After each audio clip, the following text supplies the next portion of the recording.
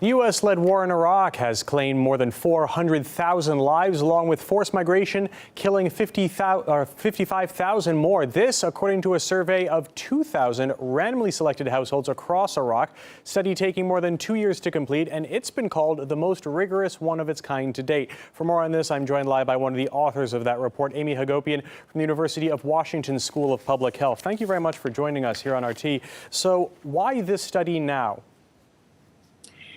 We were trying to conduct a survey and an estimate of deaths that more or less approximated the end of the U.S. occupation and provide a summary estimate of deaths from that conflict. So tell us more about the dead in this conflict according to your categorization. Were more of them civilians, more of them militia? Did you also count deaths from those who were killed in IED attacks and terror attacks after the fall of Saddam? Let me tell you how we did the study by way of answering your question. We did a very sophisticated sampling method to choose 100 neighborhoods across the country of Iraq, which we chose at random using a population-weighted system and Google Earth and grids and so on, which I won't go into. But it was a very well-selected sample. And we knocked on 20 doors in each of those 100 neighborhoods to get 2,000 households. And we asked every household who lives here, who lived here before the war started, who was born and who died. And if they died, what did they die of? And we were able then to calculate death rates from the period before the war began and the period after the war began. And we multiplied those rates times the population and calculated what we believe is excess mortality. That is the number of people who died who shouldn't have died. And then we're able to tell you a little bit about what they died of. We did not ask people, was the person who died a militant or a combatant or a baker or a bus driver? We, first of all, didn't have time to ask more questions. Second of all, I doubt people would have told us. And third of all, it's sometimes very hard to tell who is a combatant. If you go to work all day as a baker and at night you build a car bomb, what are you exactly, a baker or a car bomb maker? And so other studies have put the number of casualties significantly less than the one that you came up with. Why do you think that is? Actually, other studies have been higher.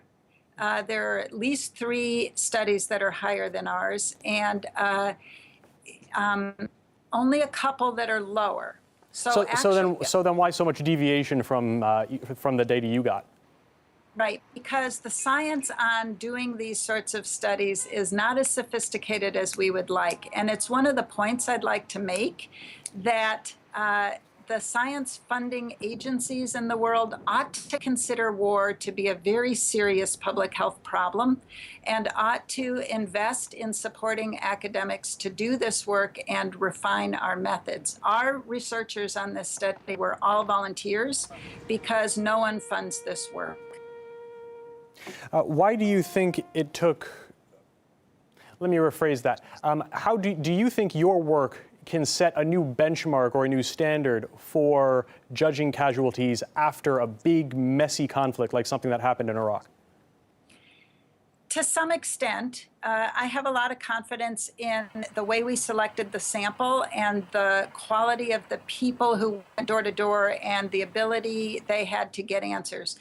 One major flaw of this study is that households who experienced a great deal of violence were very likely to leave the country. Those who experienced violence tended to be of upper classes and the intelligentsia, and they had the resources to leave the country.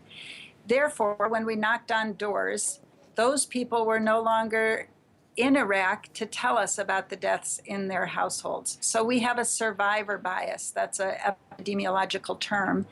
And we are pretty sure we missed a lot of people who might have told us about deaths because those people have left. So we think our count is actually low. So you have the raw data that you're looking at, obviously. Can you draw any conclusions from that data at this point? Any conclusions, especially as to how the number of deaths could have been reduced? Well, we know that about a third of the deaths were attributable to something other than direct violence. That is, these are people who died of heart attacks or, some sort of indirect death, cancer, which we think is attributable to the war because it's a death in excess of what should have happened. But it was not as the result of a shooting. So one thing that we can conclude from our study is that war creates a great deal of havoc and disruption in a country. It screws up the water and the health delivery system and the transportation and communication systems, and people die because of that. And we need to get better at counting those deaths so that when countries are contemplating an invasion, they can better calculate what they anticipate the toll will be of that invasion. Now, there were some polls that you had mentioned that had put the number more than what you had concluded, and there were a couple that, especially some we have from the U.S. and the U.K., that show that it was significantly less. What do you think is the discrepancy there between the data that showed less casualties than you had accounted for in your report? There are two different ways of doing this kind of estimation. Ours is a public health science way, where we do random sampling because that's the most likely way to get a representative proportion of the population. And it has to be a large enough sample, and we conduct surveys and we calculate rates and we do biostatistics.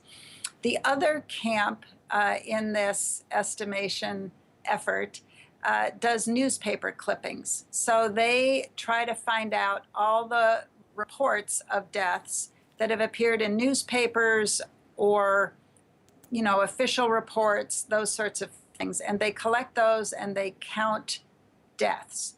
So now, one obvious way in which the two approaches are different is that ours includes indirect deaths and theirs does not. Second of all, it's fairly well established that the newspaper clipping group is going to miss any death that isn't reported. And many deaths in war go unreported to official sources or in the newspaper. All right. Amy Hagopian from the University of Washington, thank you very much for your time and insight. It was a pleasure.